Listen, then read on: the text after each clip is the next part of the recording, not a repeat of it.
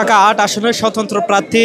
শরীফ ওসমান হাদি, যিনি নির্বাচনী প্রচারণায় গিয়ে বিজয়নগরে গুলিবিদ্ধ হয়েছেন, তাকে লক্ষ্য করে মোটরসাইকেল থেকে গুলিবিদ্ধ করে কিন্তু যারা দুর্বৃত্তরা তারা কিন্তু পালিয়ে যায় এবং পরবর্তীতে তাকে নিয়ে আসা হয় ঢাকা মেডিকেল কলেজ হাসপাতালের জরুরি বিভাগে এবং সেখানে ঢাকা ৮ আসনের বিএনপির মনোনীত প্রার্থী মির্জা আব্বাস তিনি এসেছেন তাকে দেখার জন্য এবং তার খোঁজ খবর নেওয়ার জন্য। আমরা দেখতে পাচ্ছি তাকে কিন্তু প্রথমে যখন আসলে তিনি মির্জা আব্বাস প্রবেশ করছিলেন ঢাকা মেডিকেল কলেজ হাসপাতালের জরুরি বিভাগ দিয়ে, ঠিক তখনই আসলে শরীফ ওসমান হাদি যারা সমর্থক ছিল তারা কিন্তু ভুয়া স্লোগান দিয়ে তাকে আটকে রাখার চেষ্টা করছিল, তাকে প্রবেশ করতে দেওয়া হচ্ছিল না। পরবর্তীতে সেনাবাহিনীর প্রচেষ্টায় কিন্তু তিনি ভেতরে প্রবেশ করেন এবং আইনশৃঙ্খলা রক্ষাকারী বাহিনীর সহযোগিতায় তিনি ভেতরে চলে আসেন এবং ভেতরে শরীফ ওসমান হাদিকে দেখে তিনি ইতিমধ্যেই বাহিরে বের হয়েছেন এবং আমরা দেখতে পাচ্ছি তাকে ঘিরে রেখেছে বিএনপির নেতাকর্মীরা। আমরা দেখেছি যে শরীফ ওসমান হাদির যারা সমর্থক ছিল তারা কিন্তু খুবই উত্তেজিত অবস্থায় তাকে ঘিরে ধরেছিলেন প্রবেশ পথে।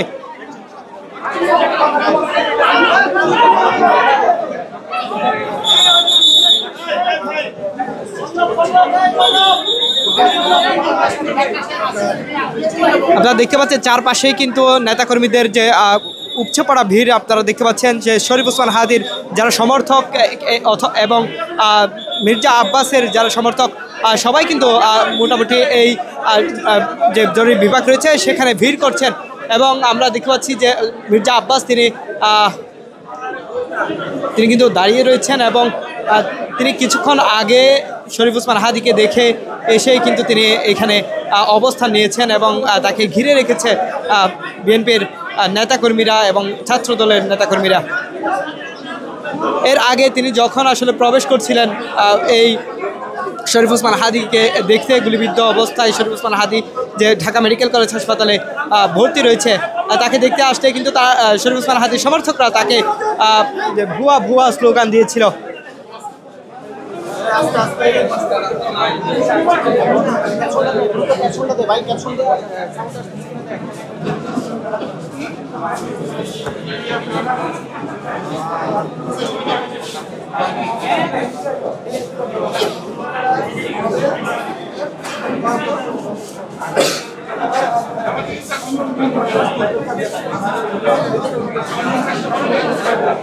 শরীফ ওসমান হাদিকে দেখতে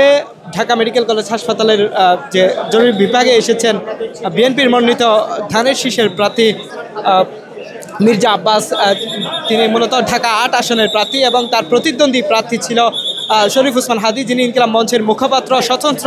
প্রার্থী হিসেবে কিন্তু তিনি নির্বাচনে ঘোষণা দিয়েছিলেন। এরপরেই তিনি নির্বাচনী প্রচারণা চালাতে গিয়ে মূলত গুলিবিদ্ধ হন এবং রাজধানীর বিজয়নগর এলাকায় জুমার নামাজের পর যিনি নির্বাচনী প্রচারণা চালাতে গিয়ে কিন্তু গুলিবিদ্ধ হন এবং দুর্বৃত্তরা মোটরসাইকেল করে এসে কিন্তু তাকে লক্ষ্য করে গুলি করে এবং গুলি তার মুখের পাঁজরে লাগে, এমনটি আসলে আমরা জানতে পেরেছি এবং সেখান থেকে তাকে উদ্ধার করে ঢাকা মেডিকেল কলেজ হাসপাতালে জরুরি বিভাগে নিয়ে আসা হয় এবং সেখানে তাকে দেখতে এসেছেন মির্জা আব্বাস।